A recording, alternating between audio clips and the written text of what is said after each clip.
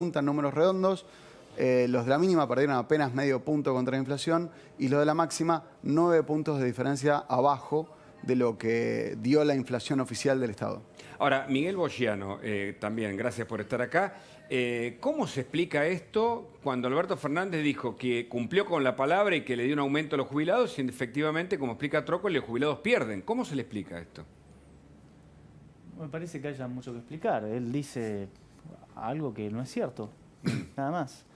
Y de todas maneras, para no complicar a la gente, porque las cuentas de los jubilados son muy complejas y tiene que ver también con cuánto cobraba cada uno, básicamente lo que se hizo fue sacarle el aumento que tendrían que haber hecho a los que tenían las jubilaciones no mínimas y redistribuírselas a las jubilaciones más bajas.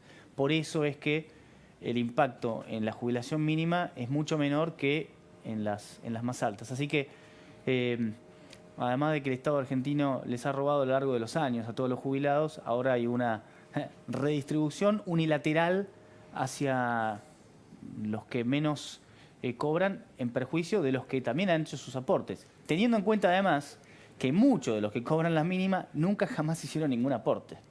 Claro. Y ese tema también afecta a la caja, ¿no? Bueno, por supuesto, eso es tema de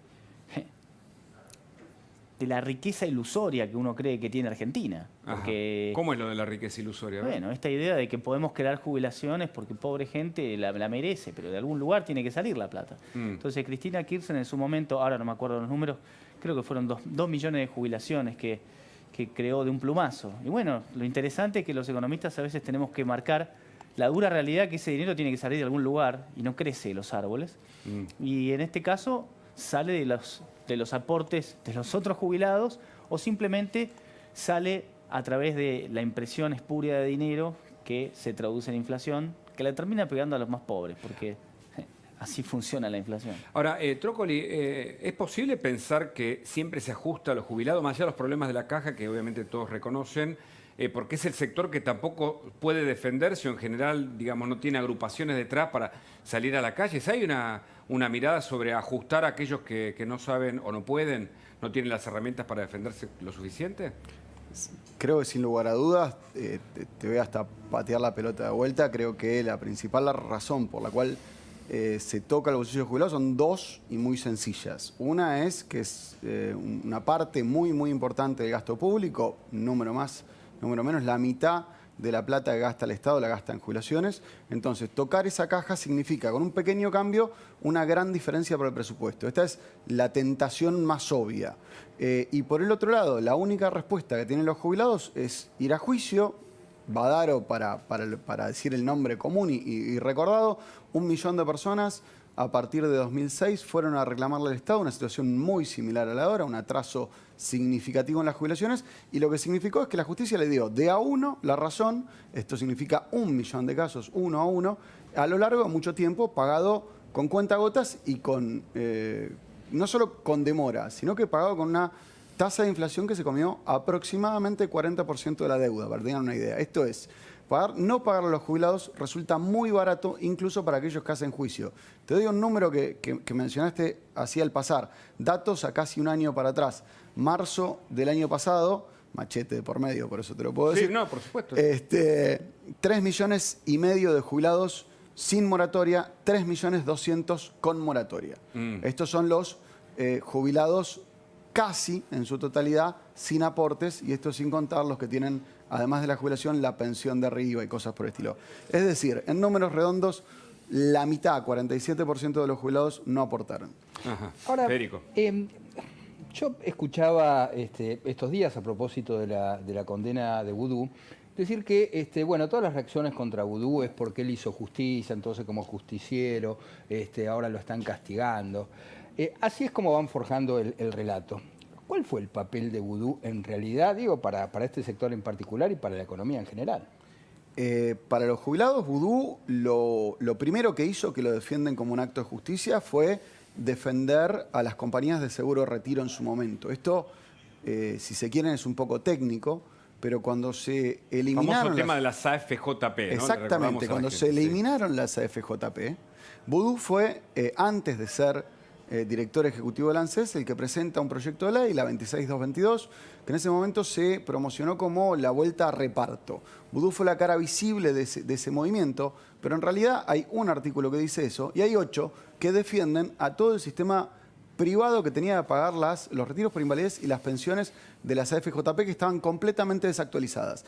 El primer movimiento que hizo Vudú fue defender a la banca. Entonces, de vuelta a relato. Interesante, ¿no? Porque es exactamente lo inverso de lo que se declama. Claro, porque se dice que Vudú terminó con las FJP, el sistema en el que en el gobierno anterior se nos había incluido y volvió al sistema de reparto y por eso tiene los problemas judiciales. Recordemos que Vudú fue condenado hasta por la Corte Suprema en el caso Chicone, con lo cual por más que el discurso sea ese me parece que es indefendible. Ahora, Bogiano, el gobierno dice la economía este año va a andar bien porque hay un rebote o en todo caso un crecimiento que se estima alrededor del 4% dentro de la región, para la Argentina en particular, y además la soja y otros vientos de cola que pudieran aplicarse. ¿Es así? Bueno, probablemente haya algunos vientos de cola en términos de precios de commodities, pero los commodities suben también en buena medida porque la cosecha ha sido mala. Así que no necesariamente el precio más alto quiere decir que en el total el monto generado por el país suba. No queda del todo claro. Pero más importante que eso, me parece que es el número de inflación y la tendencia de la inflación. Porque este ha sido un año en el cual tuvimos la recesión, probablemente la más grande de la historia, tuvimos a las tarifas pisadas, tuvimos al dólar pisado, y sin embargo la inflación fue del 36%, teniendo en cuenta que además, de los últimos 4 meses, la tendencia inflacionaria ha sido para arriba. Si nosotros anualizamos el último trimestre, los últimos 3 meses, el promedio de los últimos 3 meses, nos da una inflación del 50%, y si anualizamos la inflación de diciembre, que fue del 4%, eso da 60% anual. Así que ese es el gran problema para el año que empieza ahora. Una inflación que promete ser, por más que Guzmán diga que vaya a bajar, yo creo que el piso de la inflación para el 2021 está en el 50%, salvo que se haga algún cambio importante, que no está a la vista, y que obviamente eso va a ser más presión para el dólar. Y una vez más, quien le va a marcar la agenda a la política y quizá forzar algún tipo de reforma, aunque sea parcial, creo que va a ser el dólar y la inflación. Quizás soy demasiado optimista, quizás no reformen nada. Bueno, pero el 60% de inflación previsto es lo que ayer hablábamos junto aquí a Martín Tetaz y a Kachanowski también. Es decir, que para usted también la estimación para el próximo, para este año en realidad, puede estar en ese orden. Sí, yo no soy un especialista en hacer los cálculos, no los hago regularmente, pero haciendo una proyección muy sencilla a la vista de cómo vienen los últimos meses y de la millonada que se ha inyectado, para que quede claro, se inyectó un 7% del PBI en términos de moneda, son casi 2 billones de pesos. Ajá. En el 2014 la inyección fue del 3%, para que uno tenga idea del tamaño de esta inyección. Y bueno, acá pareciera que hay terraplanistas económicos en el gobierno que discuten que cuando uno imprime pesos eso no tiene una consecuencia inflacionaria. Bueno, me parece que pero ¿cuál es el plan van a del tener que gobierno verlo a nivel económico, Bogiano? pero es secreto el plan del gobierno. ¿Cómo? ¿Cuál es el plan? Si el gobierno no parece decirlo. No hay plan. No hay ningún plan. No escuché una sola línea que indicara cómo tiene pensado el gobierno hacer que crezca el país. Olvidémonos de la cuestión tan abstracta como que crezca el país. ¿Cómo colabora, cómo ayuda el gobierno a que una pyme pueda ganar plata? Me parece que no hay respuestas. Todo es en contra de eso.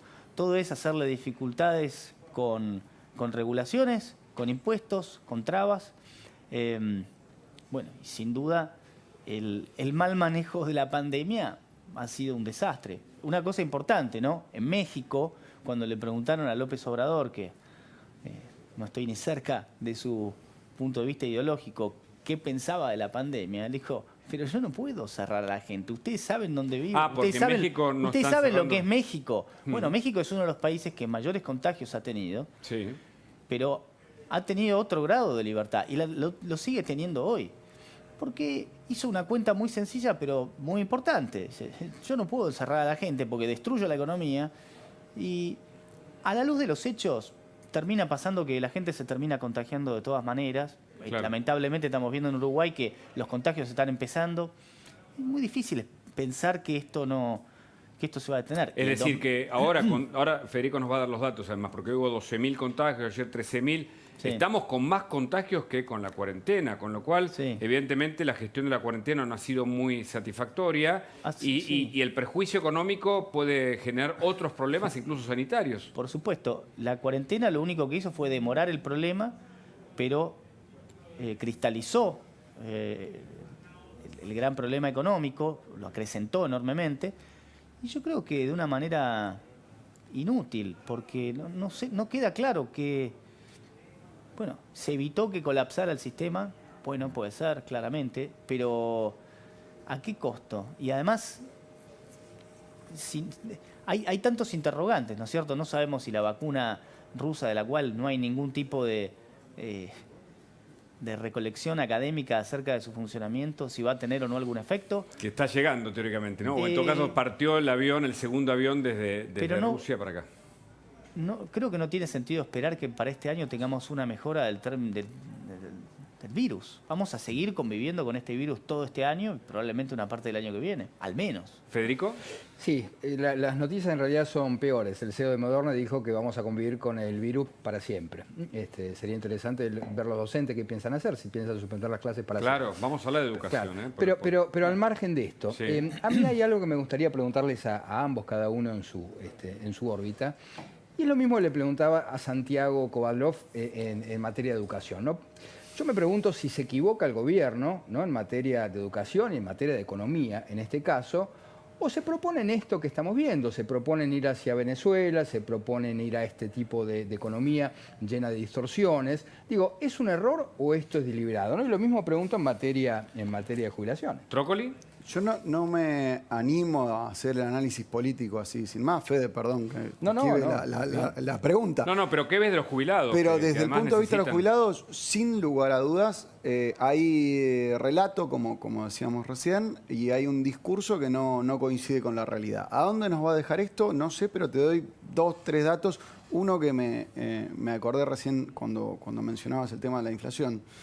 En alimentos, dice la industria alimenticia que tiene un atraso del 35%. Si esto efectivamente se traslada a los precios, la inflación del año que viene mal. Y en particular menciono esto porque en diciembre, a diferencia de la general, aumentó 4,4 los alimentos. Esto significa que es parte muy importante que afecta a los jubilados. De vuelta, digo esto pura y exclusivamente porque la inflación que afecta a los jubilados es la inflación de los recursos más básicos. Claro. Y en esto se los vio mucho más afectados.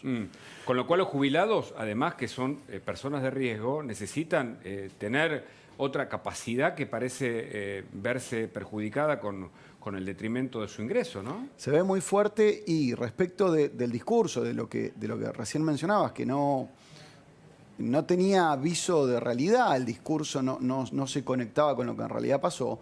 El presidente dijo que los jubilados habían ganado, los jubilados, no hay mucha discusión para esto, perdieron, pero me pareció más grave todavía que reconoció una pérdida del otro gobierno, como si fuera otro mundo, del 20%. Y dice que se recuperaba, se pensaba recuperar o que había medidas de recuperación. Hay 2 cuestiones, hay una es muy técnica, la hacíamos al pasar, pero hay 2 cuestiones. La primera es, no se produjo recuperación alguna, no solo no se produjo recuperación, sino que, como insistimos, todos perdieron en 2020.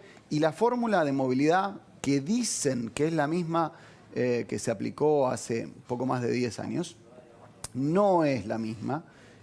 No existe en ningún lugar del mundo, es incoherente, es inconsistente y demás. Pero aún siendo la misma, aún considerando las virtudes que tuvo la otra, el presidente dijo que esa fórmula había hecho subir a lo largo de 10 años 20% a las jubilaciones. Bueno, si vamos a tener que esperar 10 años para que los jubilados recuperen lo que venían perdiendo con el gobierno anterior, no con la Argentina, no con el Estado argentino, y lo que perdieron en 2020, tenemos otros 5 años más de espera, no sé si es Venezuela esto, pero sí digo que los jubilados están muy mal. Pero Boyano Federico preguntaba sobre la idea del gobierno, si es adrede, digo, si el intervencionismo estatal ¿Es adrede o es un desconocimiento y no saben cómo manejar la política económica? Yo no creo que sea adrede, casi que sería sobreestimar a veces su capacidad de gestión. La realidad es que tiene muchas consecuencias negativas para el propio gobierno, la destrucción de la economía. Lo notable del año pasado es que el gobierno pareció haber estado actuando como si hubiera estado por entregar el poder, porque era evidente el daño que le hacía a la economía. Porque en la economía de todos los días. ¿Por qué? Y después le quedaban 3 años. ¿Pero por qué? ¿En qué lo veías esto? Bueno, se veía en la caída general del consumo, en la caída del trabajo, del empleo. Entonces, Perdón, se ve en la calle. cierre de enorme cantidad, creo que cerraron, ahora no me acuerdo el número, porque no quiero errar por los números y decir cualquier cosa, pero la cantidad de pymes que cerraron fue récord también. ¿Y ahora qué pasa? Bueno, ahora no sabemos, porque grabamos al maíz y no grabamos al maíz. Cerramos Ezeiza, no cerramos Ezeiza. A la noche se puede salir, a la noche no se puede salir. Entonces nada sabés. Porque mira, fíjate una cosa. Cuando vos pones el fantasma de la incertidumbre, ya paralizás directamente. El fantasma de la incertidumbre. Porque vos no podés tomar ninguna decisión de tipo económica. ¿Va a haber clases o no va a haber clases? Eso también tiene consecuencias. El tipo que tiene que estar produciendo útiles. ¿Produzco útiles o no produzco útiles? No sé, porque no sé si va a haber clases. ¿Se puede viajar? ¿Van a cerrar la frontera o no van a cerrar la frontera? No sabemos.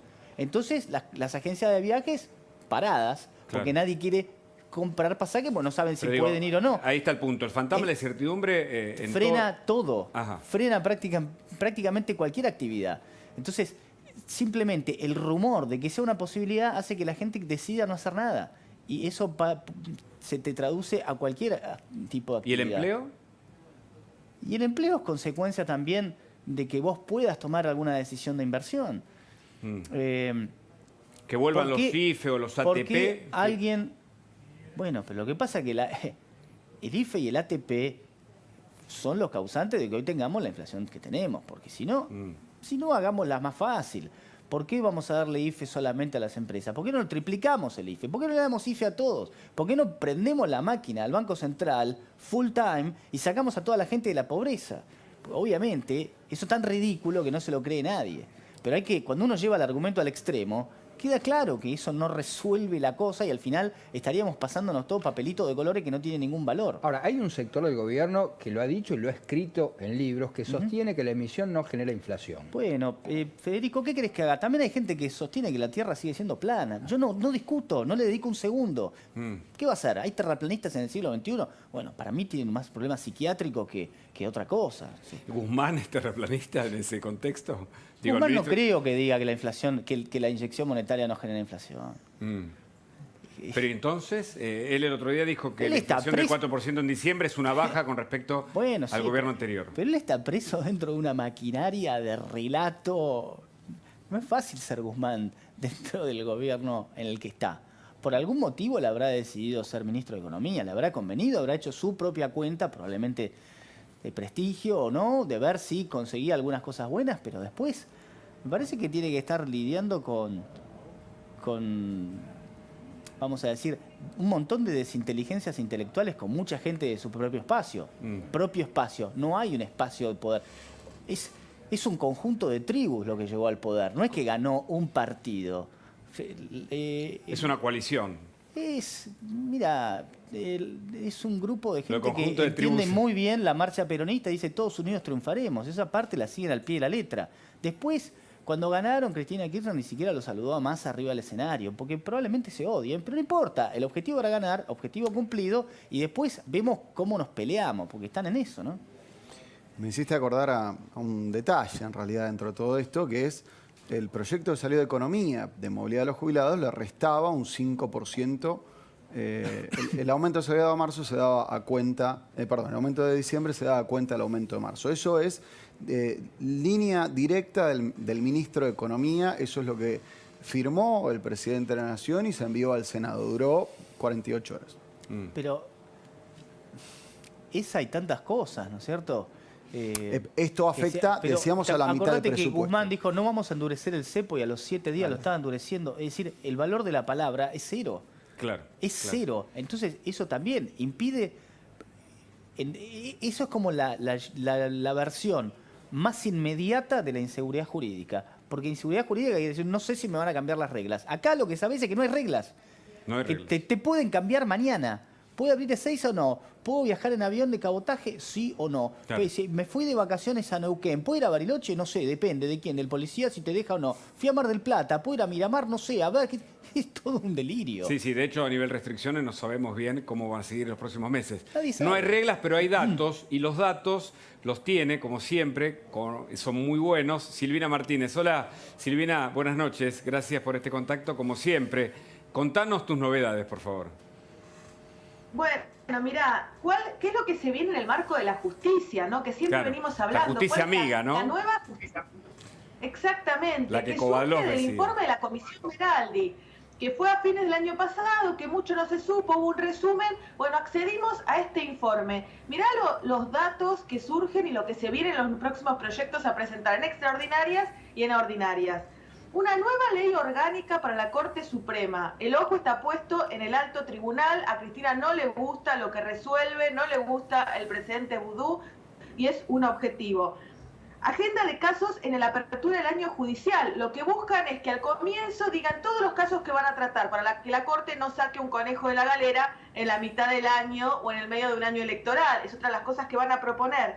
Mira esto, plantean que tanto la Corte como el Tribunal Intermedio que van a crear, que ahora te cuento, tiene que estar integrado con pluralidad ideológica.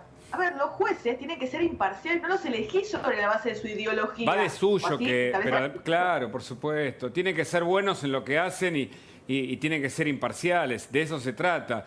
Ahora, es increíble porque los exabruptos, después me vas a contar de Peñafort, de la abogada, que se equivocó la Cámara de Casación Federal, la de Comodoro Pi, con la de Mar del Plata. Eso también habla de cierto desconocimiento. Recién hablábamos de economía. Las idas y vueltas de los actores que son fundamentales. Pero contame, por favor, sí.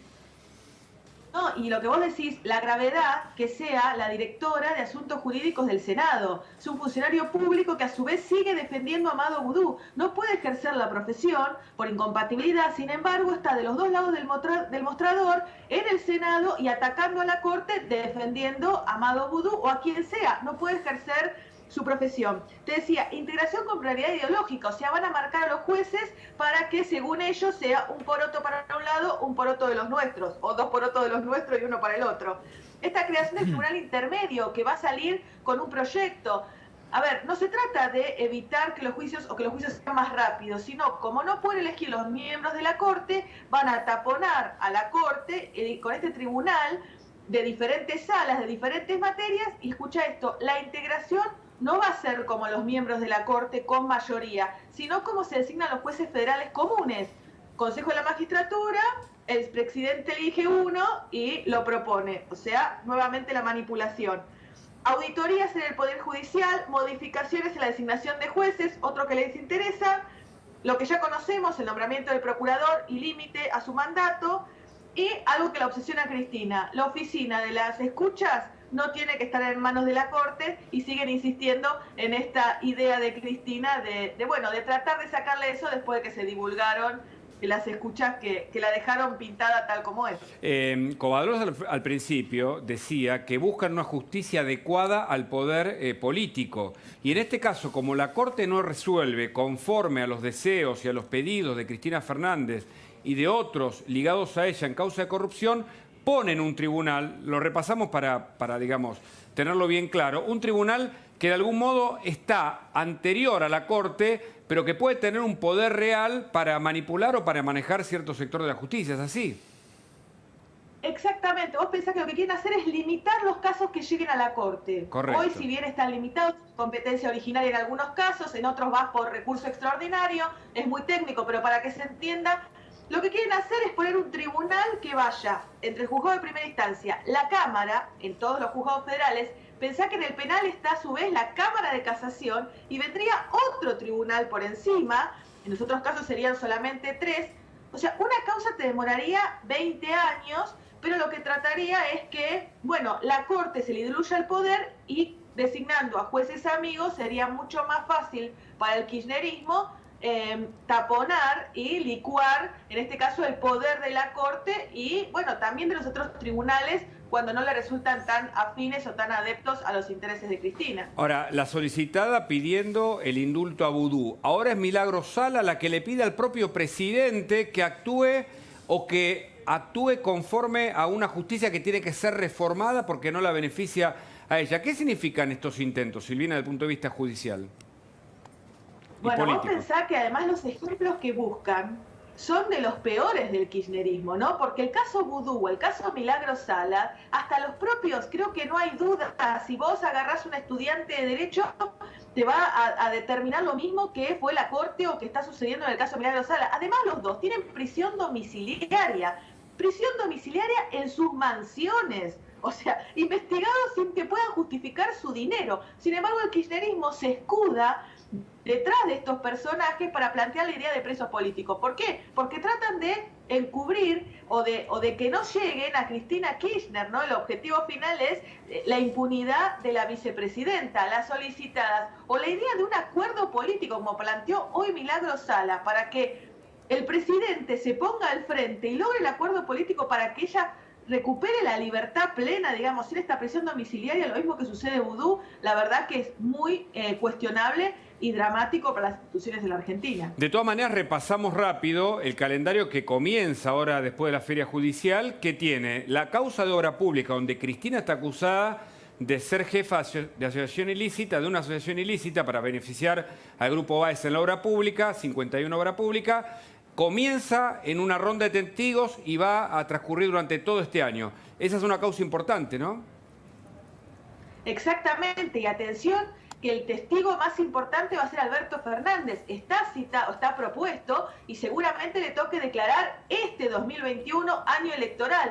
Y también en febrero se va a conocer el veredicto, la condena para mí, en el caso de Lázaro Báez, la ruta del dinero acá, un caso que también la va a afectar directamente a Cristina por todos los vínculos que tiene. Y bueno, ya no van a poder dilatar más el inicio de la causa Cuadernos, como tampoco el inicio del caso Tesú y los Sauces, con lo cual va a ser un año muy complicado para el Frente Judicial de Cristina, a su vez marcado por la agenda electoral.